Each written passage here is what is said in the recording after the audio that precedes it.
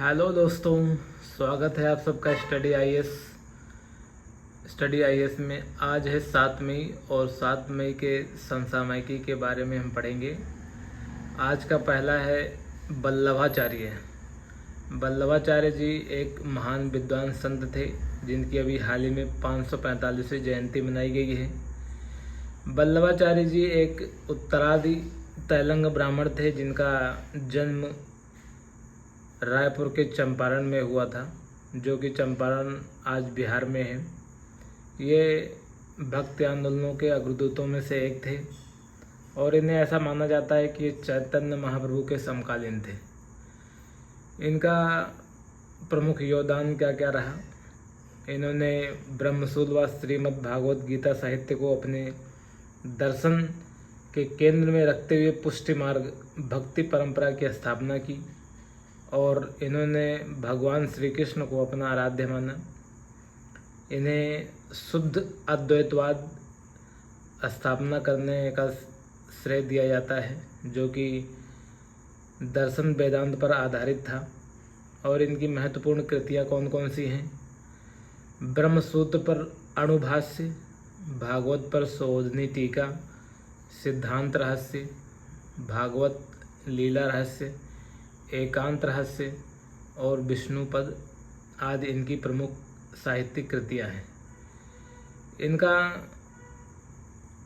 मूल भावना क्या था?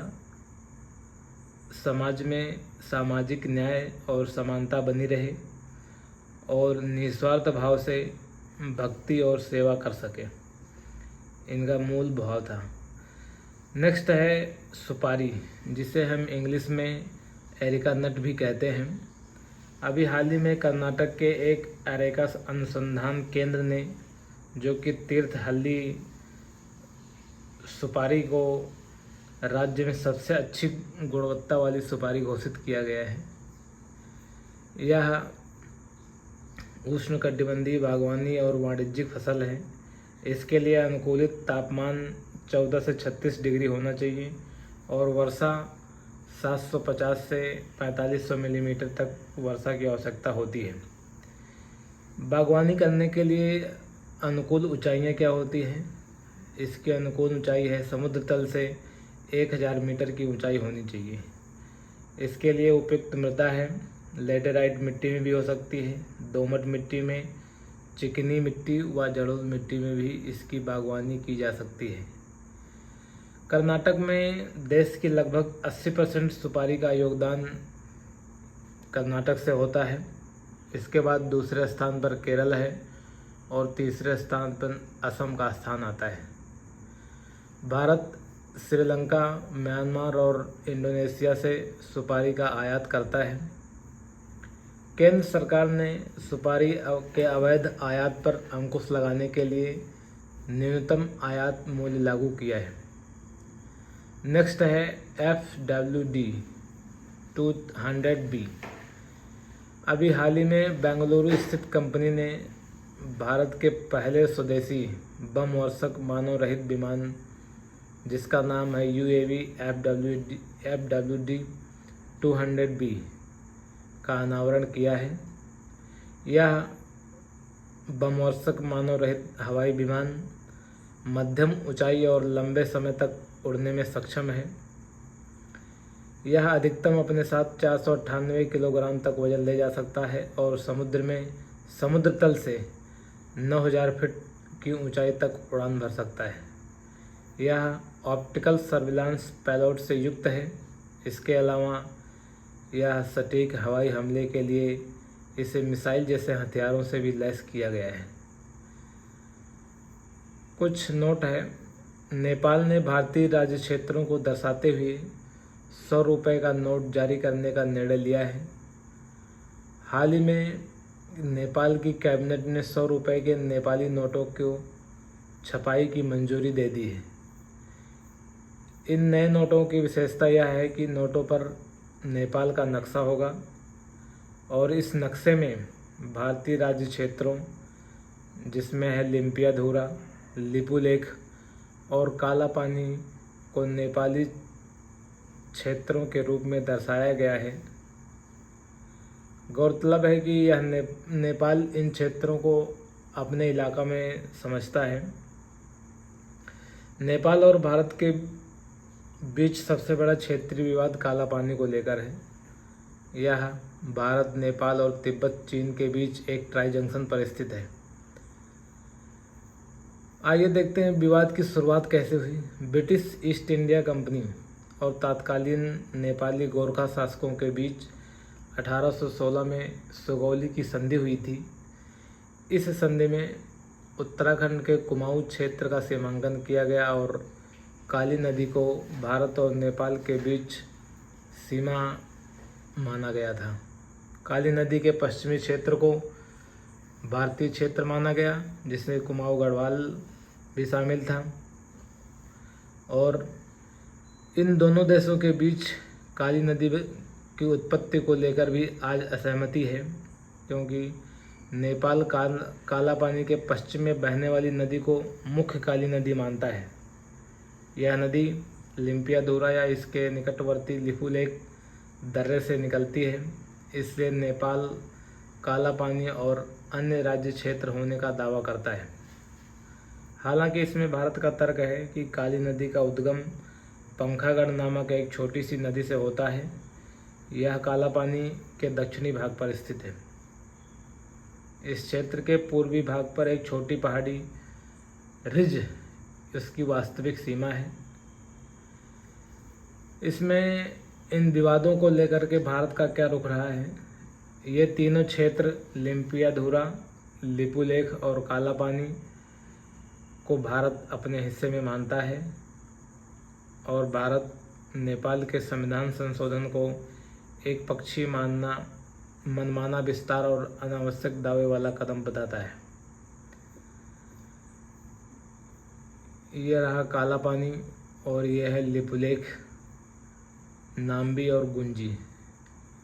यहाँ पर नेपाल है और यहाँ पर इंडिया का राज्य उत्तराखंड स्थित है। आगे देखते हैं। आगे है MQ-9B प्रीडेटर क्या है। अभी हाल ही में रक्षा मंत्रालय ने सशस्त्र बलों के निगरानी को मजबूत करने के लिए अमेरिका से 30 MQ-9B प्रीडेटर ड्रोन, जिसे सी गार्जियन वेरिएंट भी कहा जाता है, खरीदने की मंजूरी दे दी है। यह एक ऊंचाई लंबे समय तक सहन करने वाला सशस्त्र मानव रहित हवाई वाहन है, जो दूर से नियंत्रित या स्वायत्त उड़ान संचालन में सक्षम है। इसमें जनरल एटॉमिक्स एरोनॉटिकल सिस्टम द्वारा विकसित किया गया है और MQ रीपर एक प्रकार का टेक्निक इसमें यूज की गई है, जिसका प्राथमिक उद्देश्य है संयुक्त राज्य वायुसेना के लिए इसका प्राथमिक उद्देश्य है। संयुक्त राज्य अमेरिका इन ड्रोनों का उपयोग निगरानी, खुफिया जानकारी जुटाने और हवाई हमलों के लिए करता है। MQ-9B ड्रोन के 2 वेरिएंट हैं, स्काई गार्जियन और सी गार्जियन। उत्तरार्ध 2020 से भारतीय नौसेना द्वारा परिचालन में है। इसकी विशेषताएं क्या क्या हैं। यह अपने साथ 5670 किलोग्राम तक वजन ले जा सकता है और इसकी ईंधन क्षमता है 2721 किलोग्राम। यह 40,000 फीट से अधिक ऊंचाई पर भी काम कर सकता है। यह लक्ष्य के बिना जमीन से 250 मीटर तक करीब उड़ सकता है, यहाँ तक कि उसे पता भी नहीं चलने देता कि वह वहाँ है, जब तक कि उसे देखा ना जाए। अधिकतम 40 घंटे की सहन शक्ति के साथ वो लंबे समय तक निगरानी के लिए एक विश्वसनीय मंच प्रदान करता है। इसकी गति कितना है। गति 275 मील प्रति घंटे है, यानी कि 442 किलोमीटर प्रति घंटा। यह मारक मिसाइलों से भी लैस है, जो इसे उच्च सटीकता के साथ दुश्मन के लक्ष्यों पर हमला करने और उन्हें खत्म करने की अनुमति देता है। यह 4 हेलफायर मिसाइलें और करीब 450 किलोग्राम बम भी ले जा सकता है अपने साथ। नेक्स्ट है Sahyadri tiger reserve STR। Maharashtra one विभाग ने चंद्रपुर में तलोवा अंधारी टाइगर रिजर्व से कुछ बाघों को अभी सह्याद्री टाइगर रिजर्व में स्थानांतरित करने की तैयारी कर रहा है।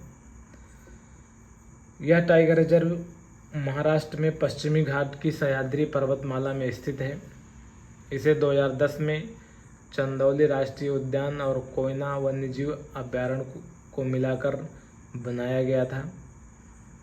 इस टाइगर रिजर्व के क्षेत्र में कोयना बांध, वरना नदी और पश्चिमी घाट से निकलने वाली और पूर्व की बहने वाली अन्य छोटी नदियां और धाराएं शामिल हैं। इनकी विशेषताएं क्या हैं? यह पश्चिमी सीमा पर खड़ी ढालों के साथ लहरदार है। सह्याद्री टाइगर रिजर्व एकमात्र ऐसा स्थान है जहां चरमोत्कर्ष के निकट वनस्पतियां प्रचुर मात्रा में पाई जाती हैं और भविष्य में प्रतिकूल मानव जाति प्रभाव की संभावनाएं न्यूनतम है। यहाँ पर कौन कौन प्रकार की वनस्पतियाँ पाई जाती हैं? सदाबहार वन पाए जाते हैं, अर्ध सदाबहार वन, नम और शुष्क पर्णपाती वनस्पतियाँ पाई जाती हैं। जीव जंतुओं की बात करें तो जीव जंतुओं में बाघ, तेंदुआ, भेड़िया, सियार और जंगली कुत्ते के साथ साथ कुछ छोटी छोटी बिल्लियाँ भी यहाँ पर निवास करती हैं। महाराष्ट्र के अन्य बाघ अभयारण्य हैं Melghat tiger reserve, Bor tiger reserve, Navegaon, Nagzira, Tadoba, Andhari tiger reserve. Next है जोस राउल मोलिनो को पनामा का नया राष्ट्रपति चुना गया है। ये 64 वर्षीय जोस राउल मोलिनो ने पनामा के राष्ट्रपति चुनाव में लगभग 35% वोटों और प्रतिद्वंदियों पर 9% की बढ़त के साथ जीत हासिल की है। मनी लॉन्ड्रिंग का दोषी ठहराए जाने और 10 साल की सजा सुनाए जाने के बाद रिकार्डो मार्टिनेलो को राष्ट्रपति पद की दौड़ छोड़नी पड़ी। रिकार्डो मार्टिनेली भाग गए और राजधानी में निकारागुआ दूतावास में राजनीतिक शरण मांगी।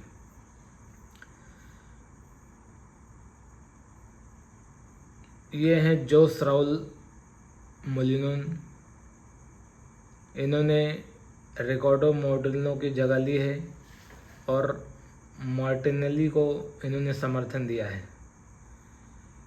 राष्ट्रपति की नियुक्ति कैसे होती है? पनामा में निर्वाचित प्रतिनिधि सरकार है और 1983 के संविधान के तहत राष्ट्रपति कार्यपालिका का प्रमुख होता है और वह सीधा लोगों द्वारा चुना जाता है। राष्ट्रपति का कार्यकाल 5 वर्ष का होता है। पनामा में एक व्यक्ति केवल एक कार्यकाल के लिए ही राष्ट्रपति बन सकता है। उपराष्ट्रपति की बात करें तो उपराष्ट्रपति भी वहाँ जनता के द्वारा चुना जाता है 5 साल के लिए। एक व्यक्ति केवल एक कार्यकाल के लिए उपराष्ट्रपति रह सकता है। आमतौर पर राष्ट्रपति और उपराष्ट्रपति का चुनाव एक साथ होता है। नेशनल असेंबली की बात करें तो पनामा की संसद नेशनल असेंबली में टोटल 71 सदस्य हैं और असेंबली के सदस्यों को 5 साल की अवधि के लिए सीधा लोगों द्वारा चुना जाता है। नेशनल असेंबली के सदस्य पुनः चुनाव के लिए पात्र होते हैं, जबकि राष्ट्रपति और उपराष्ट्रपति केवल 5 साल के लिए ही चुने जाते हैं। उसके बाद वो दोबारा नहीं आ सकते, चुने जा सकते। पनामा एक मध्य अमेरिका देश है जो पनामा के स्थल डमरू मध्य पर स्थित है। यह उत्तरी अमेरिका और दक्षिणी अमेरिका महाद्वीपों को जोड़ता है। पनामा अपनी पनामा नहर के लिए बहुत ही प्रसिद्ध है, जो प्रशांत महासागर को अटलांटिक महासागर से जोड़ता है, जहां पर विश्व का सबसे बड़ा समुद्री व्यापार मार्ग है और समुद्री व्यापार होता है।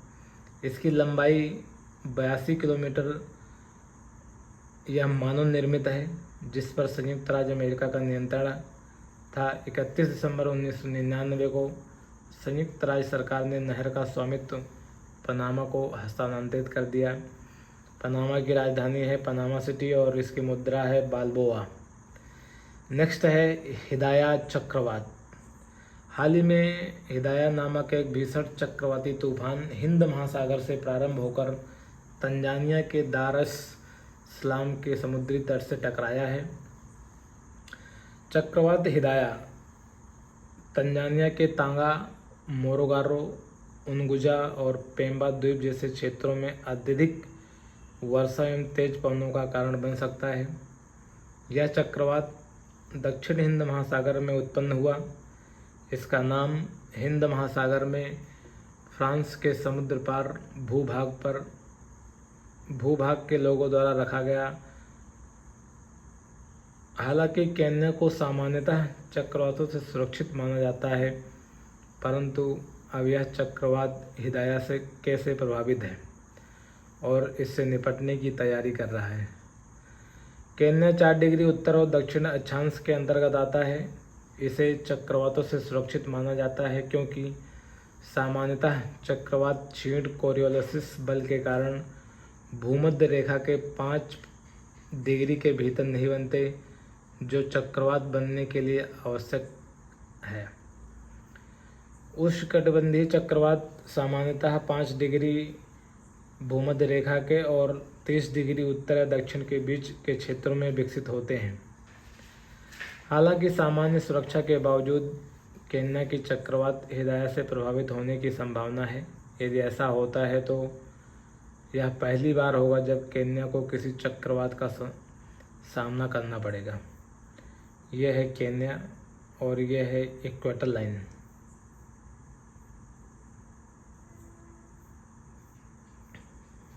नेक्स्ट है ला लीगा 2023 और 24 सीजन।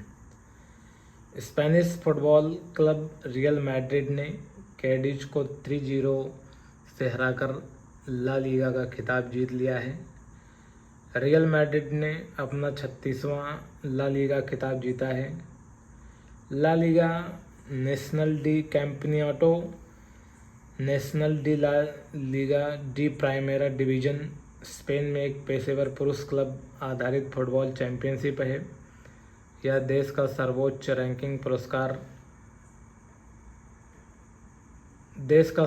रैंकिंग वाला घरेलू फुटबॉल टूर्नामेंट है। इसकी शुरुआत 1929 में 10 टीमों के साथ हुई थी। ला लीगा दुनिया में सबसे लोकप्रिय पेशेवर क्लब आधारित फुटबॉल टूर्नामेंटों में से एक है। फिलहाल ला लीगा में 20 टीमें हिस्सा लेती हैं। प्रत्येक टीम दूसरे टीम के विरुद्ध 2 बार खेलती है। रियल मैड्रिड फुटबॉल क्लब की स्थापना 1902 में स्पेन की राजधानी मैड्रिड में हुई फुटबॉल क्लब के रूप में की गई थी। यह दुनिया के सबसे प्रसिद्ध लाभदायक फुटबॉल क्लबों में से एक है। रियल मैड्रिड टीम को कभी भी Spanish football league La Liga के शीर्ष डिवीज़न से बाहर नहीं किया गया। इसने 36 ला लीगा खिताब, 14 यूरोपीय कप, यूईएफए चैंपियंस लीग खिताब और रिकॉर्ड 8 फीफा क्लब चैंपियंस जीता है। पुरुष थॉमस कप और महिला उबेर कप की बात करें तो 2024 का BWS थॉमस और उबेर कप का फाइनल 5 मई 2024 को चीनी शहर चेंगडू में खेला गया था और चीनी बैडमिंटन टीम ने पुरुष थॉमस कप और महिला उबेर कप दोनों को जीता है। 2012 के बाद चीन बैडमिंटन ने विश्व टीम चैंपियनशिप में पुरुष और महिला दोनों खिताब जीत लिए हैं। चीन ने इंडोनेशिया को 4-1 से हराकर 11वीं बार थॉमस कप जीता। भारतीय टीम ने 2022 में बैंकॉक थाईलैंड में आयोजित थॉमस कप जीता था। उबेर कप चीनी महिला ने इंडोनेशिया को 3-0 से हराकर 16वीं बार उबेर कप जीता है। थॉमस कप को विश्व पुरुष बैडमिंटन टीम चैंपियनशिप के रूप में भी जाना जाता है। पहला थॉमस कप 1948 से 49 में आयोजित किया गया था और मलेशिया ने फाइनल में डेनमार्क को हराकर इसे जीत लिया था। आज तक केवल 6 देशों में थॉमस कप जीता है। उबेर कप महिला बैडमिंटन टीम चैंपियनशिप को उबेर कप के नाम से भी जाना जाता है। इस ट्रॉफी का नाम इंग्लैंड की महान बैडमिंटन खिलाड़ी बेट्टी उबेर के नाम पर रखा गया है, जिन्होंने इस ट्रॉफी को डिजाइन और दान किया था। हर 2 साल में यह आयोजित किया जाता है। नेक्स्ट है पुलित्जर सम्मान। 2024 का पुलित्जर सम्मान कविताओं के लिए ब्रैंडन सोम को उनकी किताब ट्रिपॉस के लिए प्रदान किया गया है। इसकी शुरुआत 1917 में की गई थी, जिसे कोलंबिया विश्वविद्यालय और पुलित्जर पुरस्कार बोर्ड द्वारा प्रशासित किया जाता है। यह पुरस्कार प्रसिद्ध समाचार पत्र प्रकाशक जोसेफ पुलित्जर के सम्मान में दिया जाता है। यह पुलित्जर कोलंबिया विश्वविद्यालय में पत्रकारिता स्कूल को शुरू करने तथा पुरस्कार की शुरुआत करने के लिए अपनी वसीयत से पैसा दिया था। इस पुरस्कार में एक प्रमाण पत्र और $15,000 की पुरस्कार राशि प्रदान की जाती है। सार्वजनिक सेवा श्रेणी में पुरस्कार विजेता को स्वर्ण पदक दिया जाता है। यह पुरस्कार कुल 22 श्रेणियों में दिया जाता है, जिसमें पत्रकारिता की 15 श्रेणियों और पुस्तक, नाटक, संगीत आदि की 7 श्रेणियां शामिल हैं। यह है पुलित्जर अवार्ड। आज के लिए बस इतना ही। धन्यवाद। वीडियो को अपने दोस्तों और मित्रों को शेयर करिए। धन्यवाद।